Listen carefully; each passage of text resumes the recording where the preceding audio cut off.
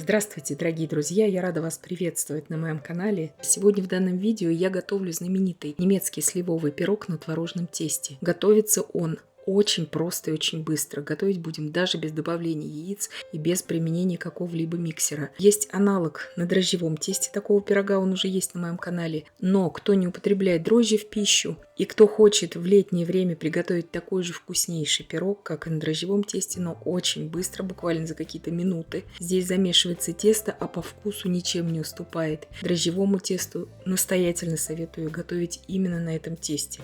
Здесь у меня 250 грамм пастообразного творога 5% жирности. Добавляю туда 120 грамм сахара, 6 грамм соли, 8 грамм ванильного сахара, 100 миллилитров молока, все молочные продукты комнатной температуры, 120 грамм, говорю в граммах, растительного масла без запаха. Я беру здесь рапсовое масло, чтобы не было привкуса домашней выпечки.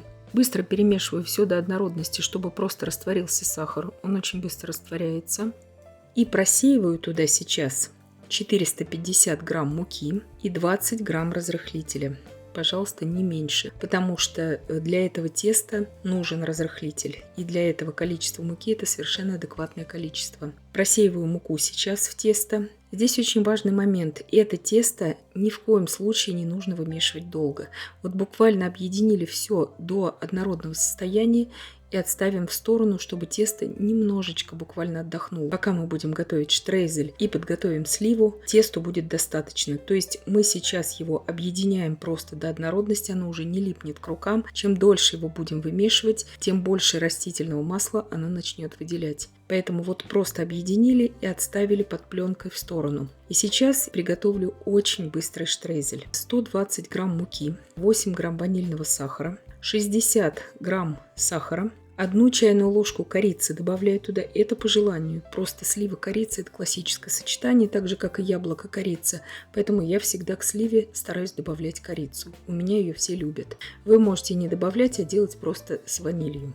Перемешала до однородности и вливаю туда сейчас 60 грамм, говорю в граммах, растопленного сливочного масла. И просто перемешиваю до однородности. Такой штрейзель готовится очень быстро. То есть буквально за какие-то считанные минуты. Как вы видите, мы не используем здесь охлажденное сливочное масло, не убираем его в холодильник. По вкусу он ничем не уступает тому так называемому холодному штрейзелю. В немецкой транскрипции произносится как штройзель, но в русской транскрипции, так как видео идет на русском языке, произносится как штрейзель. Отставляем в сторону этот штрейзель. Здесь у меня 2 килограмма 200 грамм слив.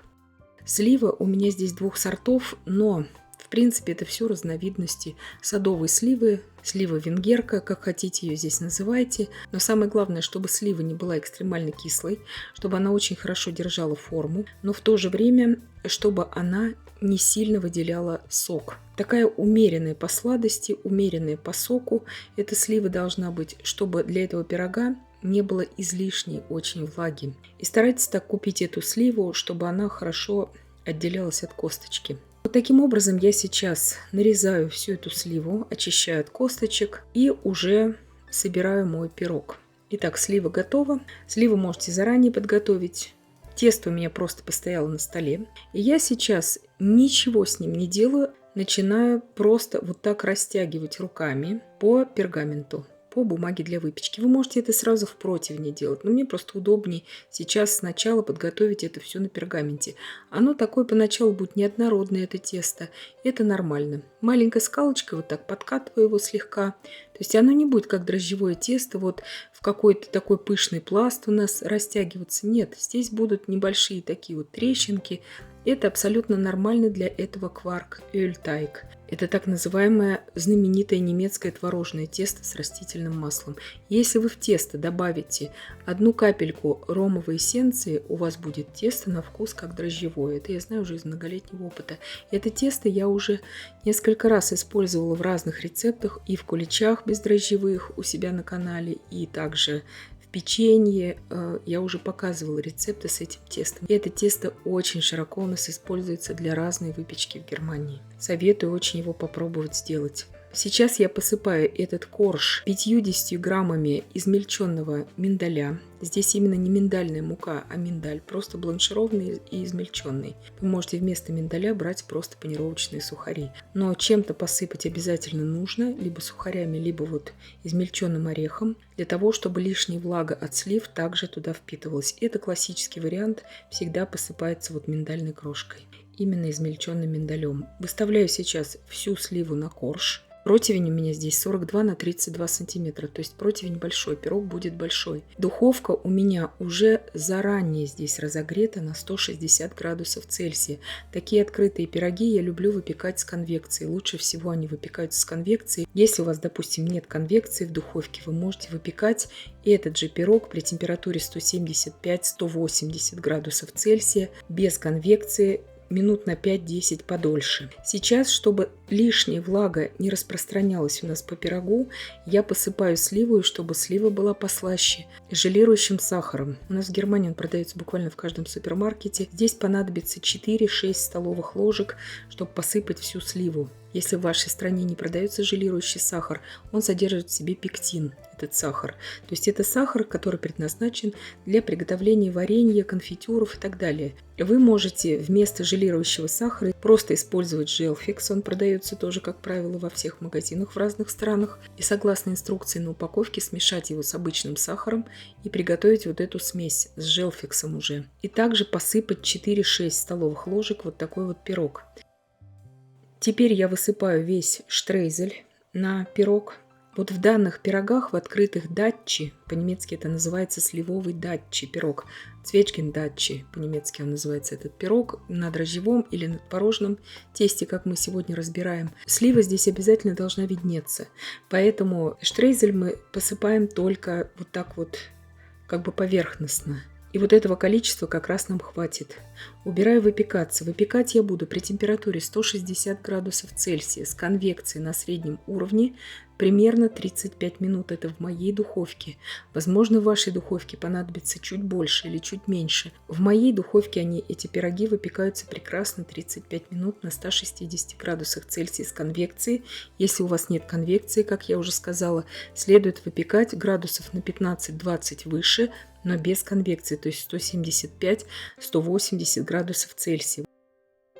Итак, пирог мой испекся, он идеально выглядит, ничего нигде не растекается, он прекрасно держит форму. Даю ему сейчас остыть вот просто до того, чтобы я могла дотрагиваться до противня. То есть он еще будет очень-очень теплый. И я вам показываю здесь, как он в не до конца остывшем виде прекрасно держит форму. Вот когда я уже могу дотрагиваться до противня, я извлекаю его вот так прекрасно, он извлекается из противня.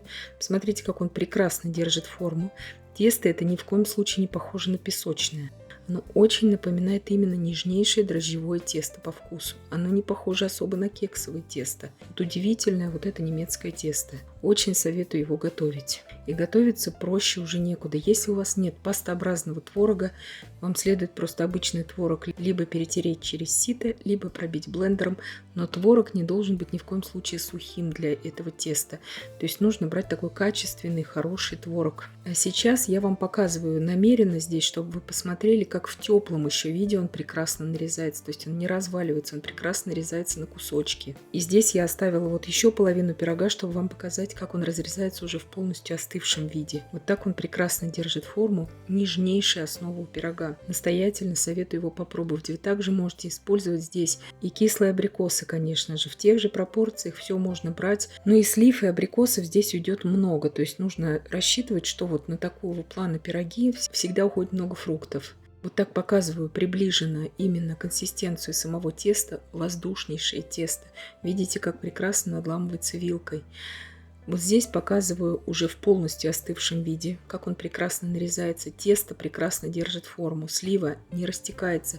Штрейзель весь виден. Штрейзель у меня здесь такой, он темноватый именно из-за корицы. Если вы не будете здесь использовать корицу, у вас будет такой светлый, яркий очень штрейзель красивый. Это все на ваше усмотрение. Также посмотрите, как он надламывается вилкой. Теста здесь не должно быть много. Теста здесь оптимальнейшее количество.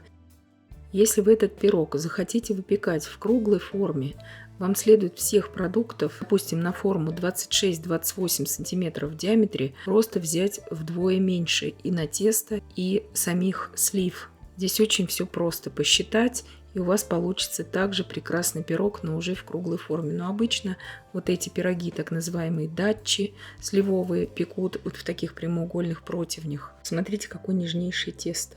То есть оно не затянутое мукой, оно идеально просто пропеченное. Оно воздушное, оно очень легкое на вкус. Напоминает легкую дрожжевую сдобу. И я надеюсь, что видео было полезным и познавательным. Подписывайтесь на мой канал, ставьте лайки, пишите комментарии. Я всем желаю больших успехов и до встречи в новых видео.